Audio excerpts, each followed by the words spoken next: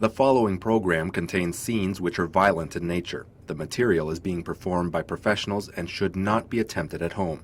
Viewer discretion is advised. I'm Mike Arsenault and welcome to Urban Self-Defense. In this series, we'll be looking at what happens when everyday urban situations become dangerous. Our resident expert, Jason Carter of the Snow Lion Martial Arts Jujitsu Academy, will be taking us through a variety of scenarios of where you're attacked by an unknown assailant and how to protect yourself. We're here today at Fanshawe College because today's episode is all about student safety.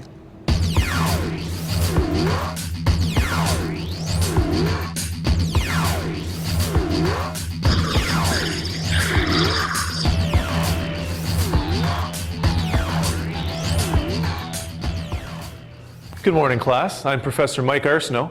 Today's lesson is all about defending yourself from a potentially dangerous situation while sitting behind a desk. Class is now in session.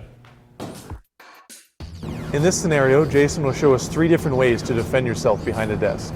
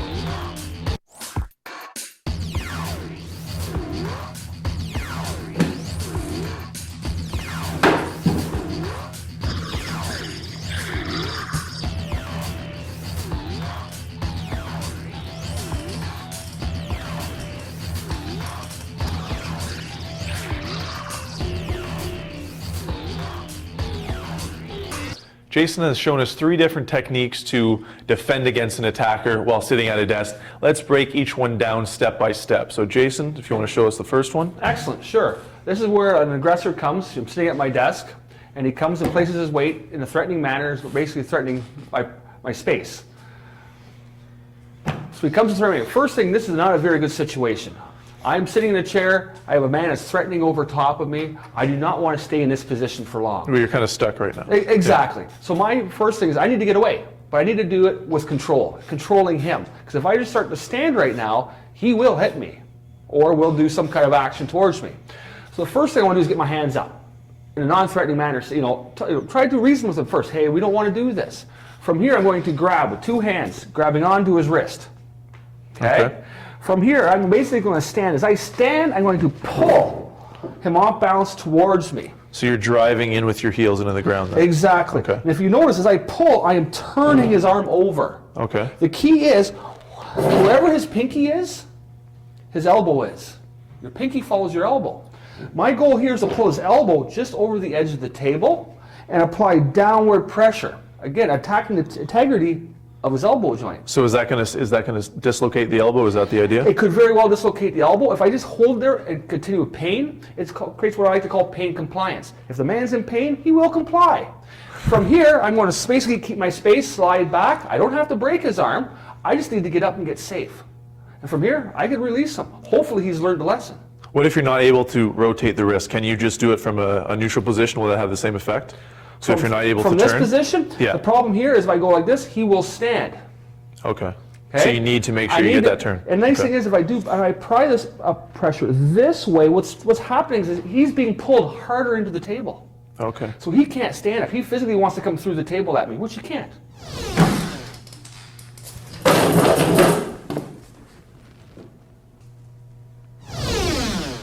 Okay. So is there a difference with how hard your attacker is pressing on the table? Yes, there's different defenses we can look at. Another one we could look at is when the attacker has come, he's placed his weight on the table in a threatening manner. This time he's really in my face. Okay. From here, knowing that he's really much more weight on the table, I can come through and I'm basically going to attack where his weight is. So you're wrapping your thumb around his wrist almost? I'm wrapping the back of my hand, my thumb line around the back of his arm. Why? Because I'm pulling it towards me.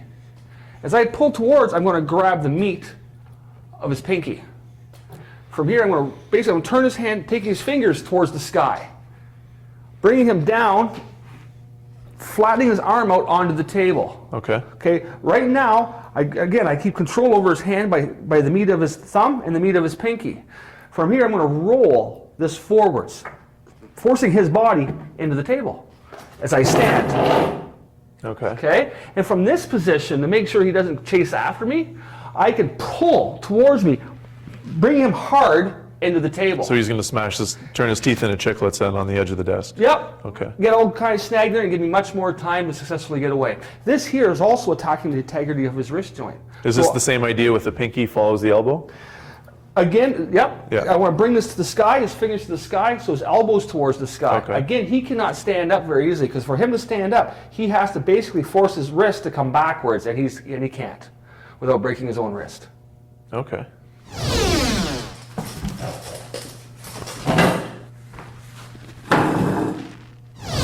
All right, so what if you're sitting at the desk, obviously the desk isn't clear, you have things you can utilize, implements on the desk. What would you do then? I'm a firm believer of what I like to call non-conventional weapons.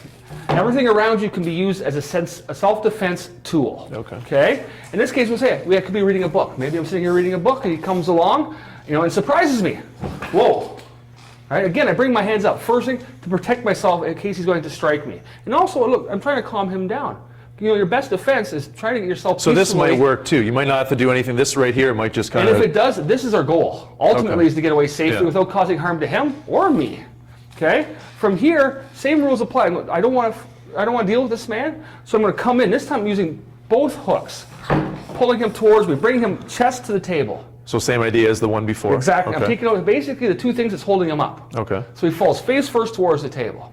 From here, I come up underneath this arm, roll his arm over, and what we have in the back of your arm is your tricep. Yep. Okay. There's a set of nerves in the middle of your tricep. So I'm going to take the spine of the book, which is very hard and rigid, come across those nerves, using my shoulder or my arm as a bridge, applying downward pressure into that nerve. Okay. So that's just going to make the arm go numb? Is that the idea? It's actually very intense pain. Okay. It's to the point where you wish I would break your arm. Really? Yes. But nice thing about attacking this pressure point, as soon as I let go, the pain goes away. Yeah, it doesn't seem like it'd be too strenuous. I'm not attacking the joint, so I'm not going to break his arm.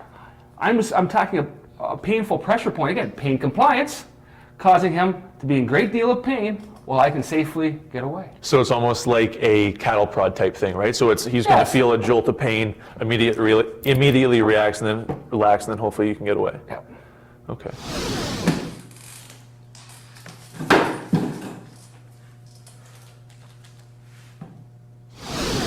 Actually, I wouldn't. Can I try that one? Because I don't know.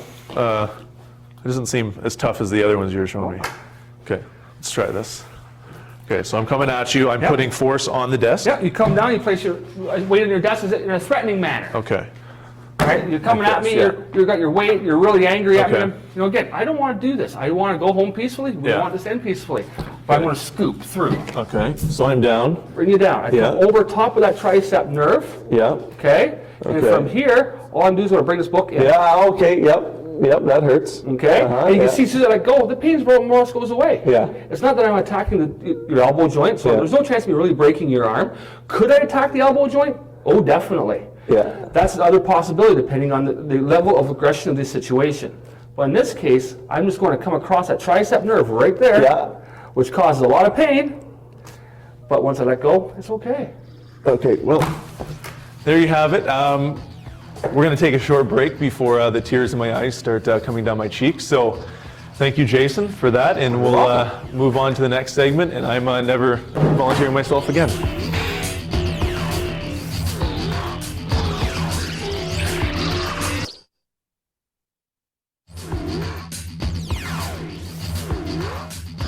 Here's a self-defense technique you can learn in a minute. Inline wrist grab, done low. What I want to do, protect my head, is I'm going to get my hand up. I'm concerned about that far hand. Now I need to get out of this man's grip. First thing I do not want to do is create a tug of war. Biggest man's going to win.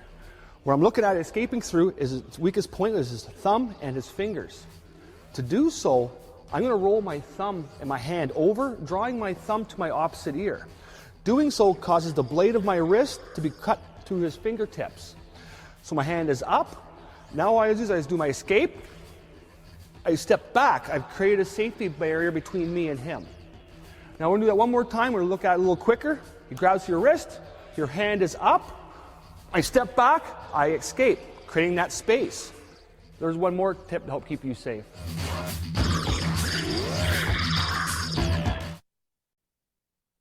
Welcome back to USD.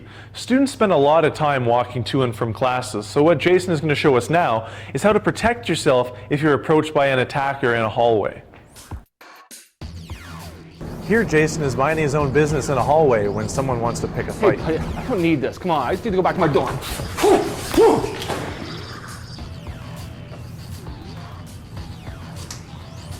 Hey, I don't want to do this. I just want to head back to my dorm.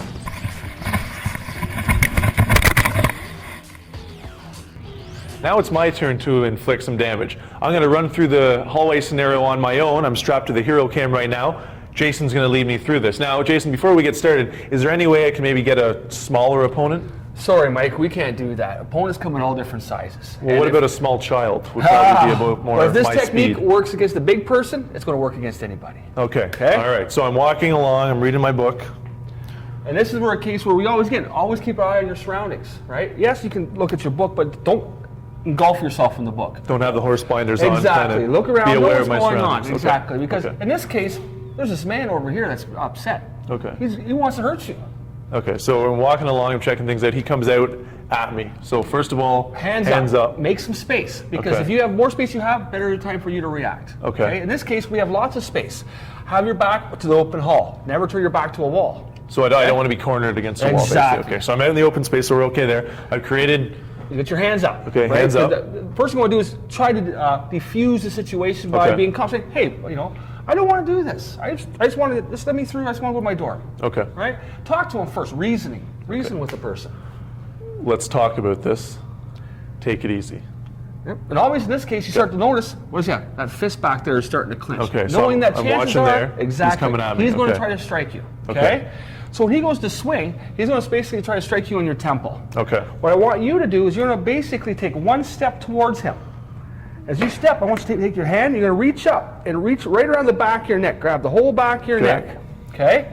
Facing him, you're going to take your forearm, drop it down, chin up, and rest your arm tight against the side of your head. Okay. The reason you're doing this, you're creating like a helmet. Okay. Okay? Your whole goal is the reason why you reach around the back of your neck. So if his punch clears your head, it doesn't hit your neck. Okay. So this protects your jawline, your temple, the back of your spine.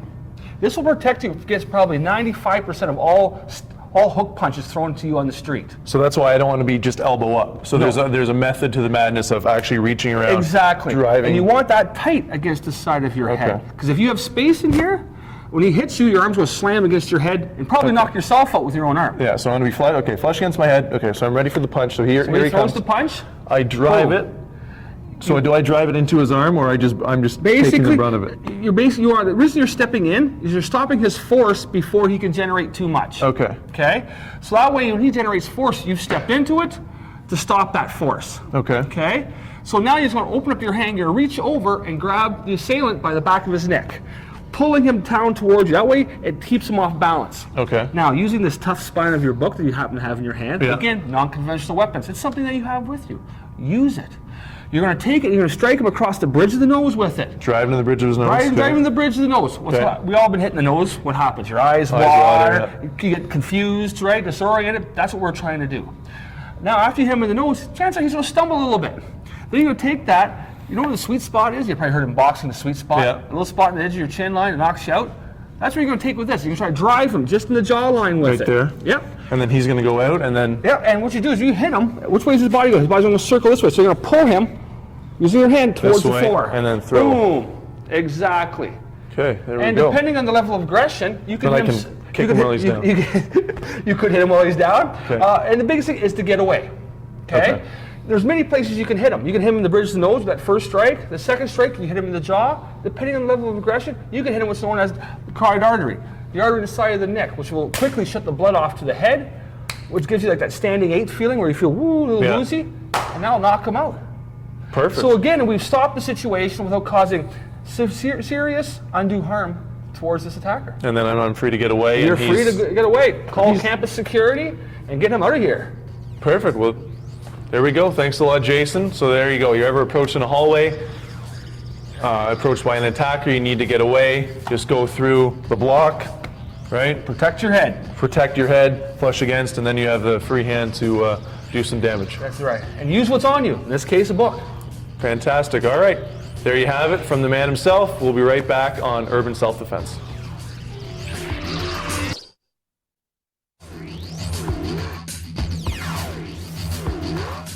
Here's a self-defense technique you can learn in less than a minute. We're looking at a crossover wrist grab. Person grabs your wrist.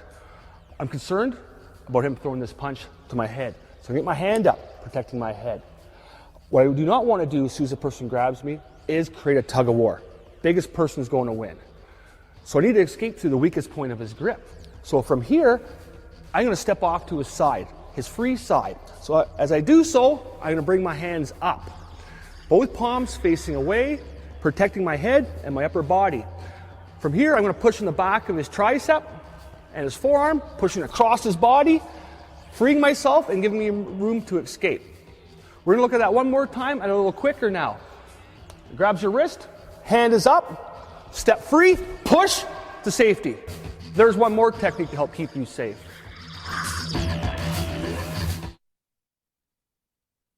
Welcome back to Urban Self-Defense. Now, a big part of the college experience, well, a big part of my college experience, is going to the bar. Now, when there's alcohol involved and a lot of young people, there's a chance that altercations could occur. In this scenario, Jason's going to show you how to defend yourself from a sucker punch while you're in a seated position. Look, if they want to contend in 2011, they're going to need a better pitching staff. I think I agree with you 100%.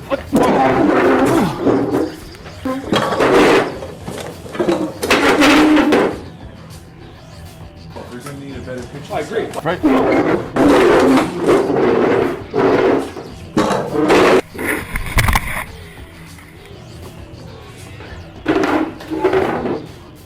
Okay, we've seen Jason run this scenario at speed from a few different angles. Now we're going to slow things down and take a step-by-step dissection of how to defend yourself from an attack from a seated position. So Jason, why don't you start us off? Sure, excellent. Basically, the big couple things to remember, anywhere you are is knowing your surroundings, right? Using peripheral vision, even though we're joining our conversation, I still know what's going on around me, okay? From this position, when you're sitting in a chair, typically, a chair holds us up. Holds our weight.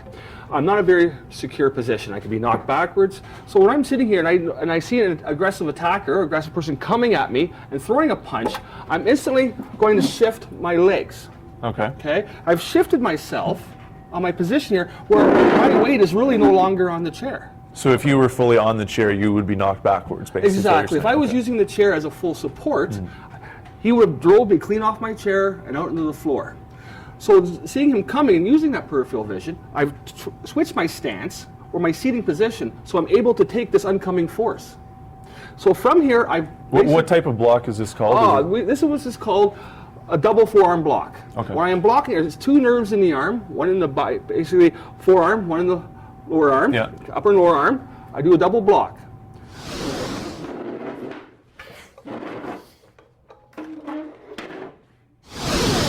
I'm trying to nullify the arm. From here, I'm going to grab, so he cannot strike me again with this arm. So at this point, his arm has gone numb? Yes. So he's feeling the tingling sensation in his fingers. A little tiny tingles in the tips of your fingers. Okay? So from here, I grab. Okay? Grab and give it a little tug, because I want to keep him off balance. From here, I'm going to strike what's known as the outer femoral nerve. It is halfway between his hip and his knee. Okay. You ever had a Charlie horse? Yeah. Most people have had. You know how that kind of feeling, how your leg goes numb, kind of hard to walk? Is this why, like in UFC matches, you see guys try and kick the thigh? Is that the same idea? Exactly. Okay. Because what happens is, if you notice watching those things, those guys start to limp. Yeah. Why? Because the leg starts to go numb. It's very sore. So they're little jelly legs, so we can't put weight on. Exactly. Because the whole goal here is I want to keep him off balance so he can no longer attack me. Slow down the attack. So I strike that leg, causing him now to be about, his weight starting to shift towards me. He's off balance. The arm should be somewhat numb. The leg is definitely now numb. From here, I'm going to bring his hand up and grab the meat of his pinky. Okay? From here, what I'm trying to do is we're twisting his wrist. What this is called is like a wrist lock. Okay. Or what we're doing is like what's called a wrist throw. We're going to use this to bring him off balance because we are attacking the integrity of this joint. Severe pain. It doesn't matter how big you are. So it's either the wrist is going to break or he has to follow the momentum. Exactly. Okay. And the great thing about the human body, the body moves away from pain. Okay. So I know what directions he's going to go. If I turn his wrist this way, I know he's going to go this way. Okay. He's definitely not going to come back. So from here, as I stand, I'm going to use the backs of my legs to push this chair away, make some space. Because I need space to survive, I need space to get away. From here, I'm going to keep the pressure going down, drawing his head towards the table. As he flows down, I use that flow to basically take his head off the table, striking his head to the table. So why wouldn't you aim for the corner of the table on this strike? I do not want to cause severe damage to this person. All I want to do is cause confusion, nump in the head, cause you to get disoriented. And just extricate yourself from the situation. Exactly. Okay. So I strike, move myself back, keep the wrist throw going, I keep turning that wrist on to go straight to the ground, and I'm trying to roll him under the table. Okay. From here, I'm going to give him a little shove to make sure he stays there. As I back up, if time prevails, take your foot. You can either hook your chair with your foot or use your hand, or both, slide it in towards him. The reason we're doing this is it's going to cause him take more time to get up out of that position, which gives me more time to safely get away. Okay, so let me ask you this. So we've neutralized this opponent. What if he has a buddy with him? Because I can tell you right now, if we're actually at a bar, we're having a drink, and I see someone attack you, I'm running into the bathroom and hiding until the bad stuff's over. So what if you have him under the table and then another guy comes after you? So how do you get yourself ready from defeating this opponent to boom, you're ready for the next one? And that is where this chair comes in, because if I just slow him down, now as I come back, I'm able to use, again, my peripheral vision, my head, I look around to check the situation. Because you're right, no one goes to the bar alone. Yeah. Right? Everybody travels in twos. And unfortunately, sometimes bad people travel in twos and threes as well. So, and you're 100% right. When he gets thrown down, and I shove this chair up underneath of him to block him and slow his escape down, I can look around. And horribly enough, if somebody else is coming, I can actually hit him one more time to make sure he stays there while I deal with the next. Focus on your next opponent. Exactly. So, okay, would the original chop block where you numbed up his arm, forearm block, double yes. forearm block, would that work? So, what if he had a glass? I mean, because a lot of times guys aren't coming at you with fists; they're coming at you with a bottle, a beer glass. And again, if he has something and he strikes and I do that block, I'm attacking that hand and that wrist. So if he had a bottle in it, I'm grabbing that bottle. Basically, his hand is holding that bottle. So again, that's a little different situation. And then you're dealing with a weapon, and in that situation, the only thing you're worried about is the weapon. Perfect. Well, there you go. So that's how to defend yourself if you're in a seated position and someone attacks you from the side or from the rear. And Jason's showing us what to do.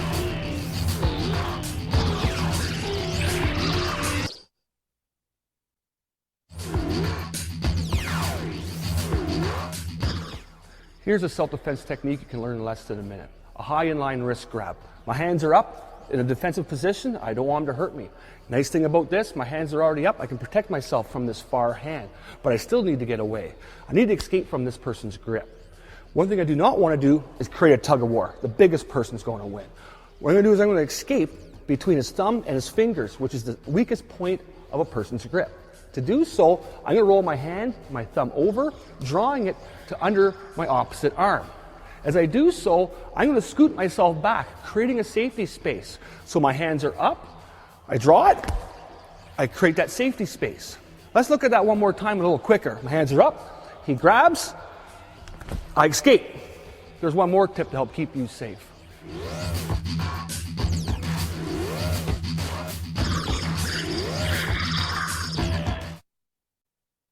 Welcome back to Urban Self-Defense. Now, Jason has shown us a lot of self-defense techniques today, but the important thing to remember is we don't want to get to a point where you have to defend yourself in the first place. Isn't that right, Jason? That's exactly right, Mike. The biggest thing to remember is your surroundings, knowing what to look for, being prepared, and being aware. Awareness is one of the key things. And life on campus can be fun. And it should be one of the funnest times of your life, but you also have to remember your safety. It doesn't matter if you're on campus, off campus, traveling. Your safety is number one thing to keep an eye on. So give us 3 things that students should be aware of to keep themselves safe during the school year. One thing, and this is common for anywhere in life, safety in numbers. If you're a nightlife person, go out with more people than yourself. It's always safety in numbers. Even even for the point of watching out for each other. There's more eyes watching your surroundings than just one pair. Another thing to watch out for is, yes, in college life, we all like to have a few pops every once in a while. But one thing to really remember is watch your overconsumption of alcohol while you're outside your dorm. It is tough to be mindful of your surroundings when you're under the influence of a great deal of alcohol, which can also lead to other problems. Another thing to watch out for, and this really applies off campus more than on campus, is really watch out for areas that are known to have trouble, right? If it's an area or a pub that can frequently have trouble, avoid those places. Avoid places that could end up getting you in trouble or having you forced to defend yourself.